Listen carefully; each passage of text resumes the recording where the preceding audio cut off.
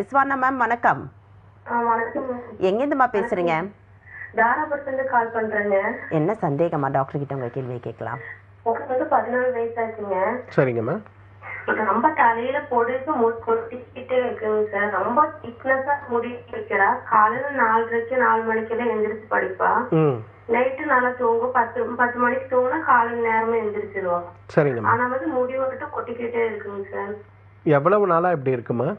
ஒரு 6 மாசமா இருக்கு. தைராய்டு பிரச்சனை இருக்குது டாக்டர். இப்ப பரவாயில்ல. இன்னைக்கு சாப்பிட்டு காமிச்சு தைராய்டு ரிப்போர்ட்.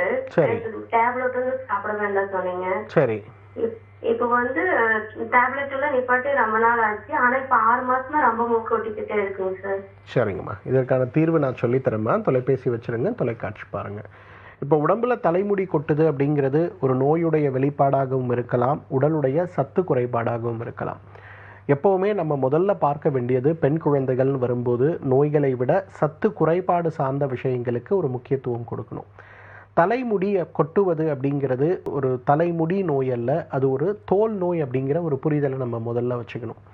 இன்றைக்கு தோல் நோயுடைய ஒரு வெளிப்பாடாக தலைமுடி வேகமாக கழிதல் அப்படிங்கிறது இருக்கிறது. அதே போல் தலைமுடி கழியும் போது அந்த தலைமுடி பாதியில் உடைந்து விழுகிறதா அல்லது வேரோடு கொட்டுகிறதா அப்படிங்கிற ஒரு புரிதலையும் நாம் கொண்டு வர வேண்டும். சாப்பிடுகின்ற உணவில் அதிகமான நார்ச்சத்து இருக்கக்கூடிய புரதச்சத்து இருக்கக்கூடிய உணவுகளை நாம் தவிர்க்கும் போது தலைமுடி வேகமாக கொட்டுவதை பார்க்க முடியும்.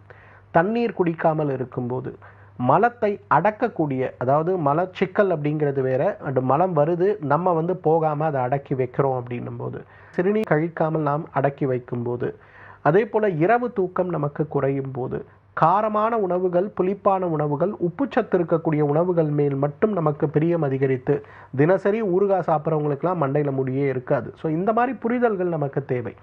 இன்றைக்கி தலைமுடி சார்ந்த பிரச்சனைகள் வரும்போது வெறும் தலைமுடிக்கான எண்ணெய் கொடுப்பது மட்டுமல்ல, ஊட்டச்சத்து இருக்கக்கூடிய உணவுகளையும் நாம் எடுத்துக்கொள்வது ரொம்ப ரொம்ப அவசியம்.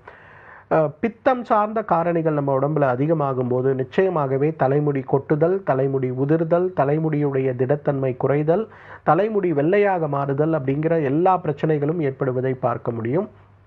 இதை மாற்ற வேண்டும் அப்படின்னு வரும்போது முறையான சிகிச்சை அப்படிங்கிறது ரொம்ப ரொம்ப அவசியமா. நம்ம மருத்துவமனையில் கேஷாமிருத தைலம் மற்றும் கேஷாமிருத ஷாம்பு 2 விஷயங்கள் சொல்லி கொடுப்பாங்க. இந்த கேஷாமிருத தைலம் அப்படிங்கிறது மிகப்பெரிய அளவில் தலைமுடியுடைய அடியில் இருக்கக்கூடிய அந்த தோல் பகுதிகளை பலப்படுத்து இயற்கையான ரோம வறட்சிக்கு உதவி செய்யக்கூடிய மிக அழகான அருமருந்துன்னு சொல்லலாம் இந்த கேஷாமிருத தைலம். இதை நாம் தலைக்கு பயன்படுத்தும் போது தலைமுடியுடைய வளர்ச்சி விகிதம் மிகப்பெரிய அளவில் மாறுபட்டு ஆரோக்கியம் அடைவதை பார்க்க முடியும்.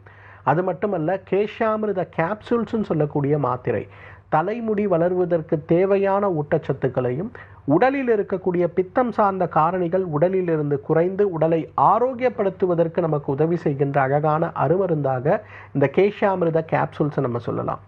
கேஷாமிருத கேப்சூல் காலை 2 இரவு 2 உணவுக்கு முன்பும், கேஷாமிருத தைலம் மற்றும் ஷாம்புவை தலைக்கும் தொடர்ந்து உபயோகப்படுத்தும் போது, அது கூட உணவு முறை மாற்றங்களையும் கொண்டு நம்ம உபயோகப்படுத்தும் போது தலைமுடி நன்றாக ஆரோக்கியமாக வளருவதையும் உறுதியாக வளருவதையும் நம்ம பார்க்க முடியும்.